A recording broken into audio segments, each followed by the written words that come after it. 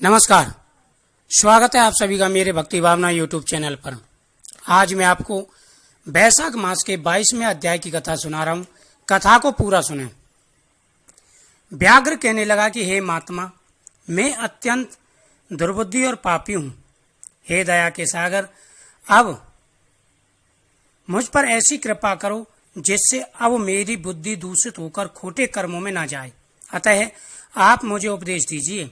व्याघ्र के ऐसे वचन सुनकर मुनि ने उसको धन्य धन्य कहा और फिर उसको उपदेश देते हुए बोले कि हे व्याघ्र, यदि तू शांति की इच्छा करता है तो वैशाख के धर्मों का पालन कर। हे व्याघ्र, यहाँ पर धूप अत्यंत तेज है, न छाया है न पानी।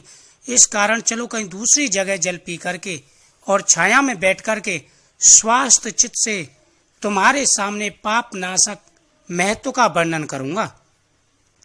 व्याघ्र हाथ जोड़कर कहने लगा कि यहाँ से थोड़ी दूर पर एक निर्मल सरोवर है, जहाँ फलों से लदे हुए अनेक कैथ के वृक्ष हैं। वहां निश्चित ही चित्त प्रसन्न होगा। व्याघ्र की बात सुनकर के शंख मुनि उनके साथ चल दिए। थोड़ी दूर जाकर उन्होंने देखा निश्चय ही एक निर्मल सरोवर है। मुनि ने उस सरोवर में स्नान किया, फिर देव पूजन कर व्याघ्र के लाए हुए श्रमनाशक मीठे कैथ के फल खाए। तत्पश्चात व्याध कहने लगा कि हे महात्मन, यदि आप मुझ पर दया करो तो ये बताइए कि कौन सा कर्म करने से मुझे व्याध की जैसी बुरी योनि मिली और फिर आपको सत्संग हुआ। मुनि हंसकर कहने लगे, तुम साकल नगर में वेदपाठी ब्राह्मण थे। तुम्हारा नाम स्तम्भन और गोत्र सीभत था।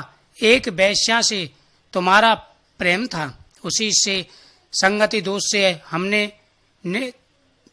नित्य कर्मों को त्याग दिया तथा शूद्र के समान आचरण करने लगे। यानी तुमने सारे अच्छे कर्म त्याग दिए। इस प्रकार तुमने आचरणहीन होकर धर्म का त्याग किया। परंतु तुम्हारी स्त्री जो अत्यंत रूपवती थी, तुम्हारी और वैश्या की सेवा किया करती थी। तुम दोनों पलंग पर सोते हुए नीचे सोती, तुम्हारे पैर धोया करती, तुम दोनों की आज्ञा का पालन करती। वैश्या के मना करने पर भी वह पतिव्रता वैश्या सहित तुम्हारी सेवा करती। एक दिन तुमने भैंस का दूध और मूली खाई तथा तिल भी खाए। इस अपद भोजन से तुमको दस्त और बमन दोनों होने लगे और फिर दारुण भगंदर रोग हो गया। जब तक घर में धन रहा वैश्या भी रही, फिर सब धन लेकर वह भी चली गई। इस पर तुमको बड़ी घृणा हुई और तुमने अपनी पतिव्रता स्त्री से कहा कि मैं अत्यंत निष्ठुर तथा वैश्यागामी हूँ। हे सुंदरी, मुझ पापी ने तेरा कुछ भी उपकार नहीं किया। जो अपनी नम्र भार्या का मान नहीं करते वह 15 जन्म तक नपुंसक होते हैं। मैं रात दिन महात्मा और तेरी अवज्ञा करने से निश्चित ही पाप योनि में पड़ूंगा। तेरे विनीत भाव पर भी मैं क्रोध करता रहा। इस प्रकार कहने पर वह तुम्हारी स्त्री हाथ जोड़कर कहने लगी कि स्वामी, आप ऐसा क्यों कहते हो? मैंने आप पर कभी क्रोध नहीं किया। यदि मुझको कुछ दुख प्राप्त हुआ तो मेरे कर्मों का फल है। तुम मेरे प्रति दीनता और लज्जा मत करो। जो स्त्री अपने पति के क्रोध को सहन करे वही साध्वी है। ऐसा कहकर वह अपने पिता व भाई के घर से कुछ धन लेकर कुछ सेवा करने लगी। दिन रात मलमूत्र तुमको धोकर तुमको शुद्ध रखती व कीड़े आदि निकालती।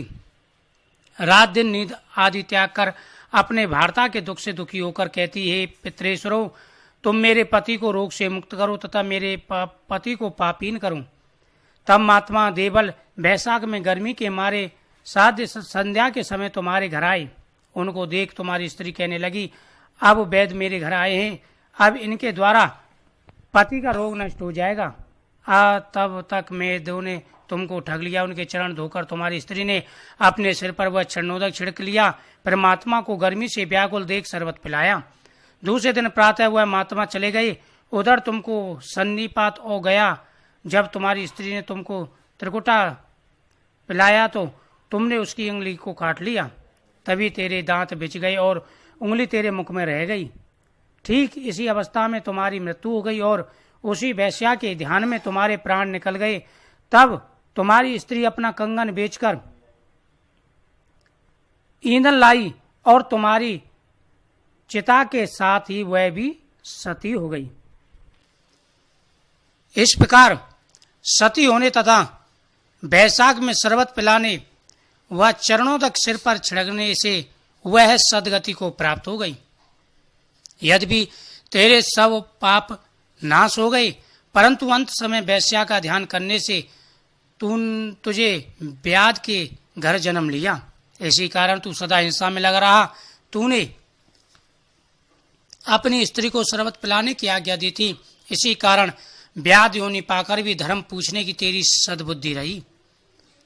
तूने भी मुनि के चरणों का जल अपने सिर पर छिड़का था, इसी से तुझे सत्संगति प्राप्त हुई। तुमने अपने पूर्व जन्म में जो कर्म किए वे सब तुमको बतलाए। तेरे ये सब पाप पुण्य मैंने दिव्य दृष्टि से देखे हैं।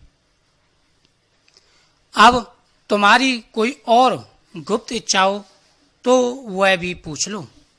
तेरा चित्त शुद्ध हो गया है, अतः तेरा कल्याण अवश्य होगा।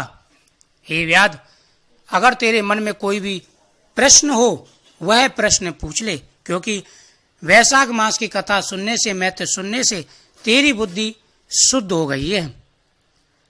बोल वैशाख मातम की जय, राधा कृष्ण भगवान की जय।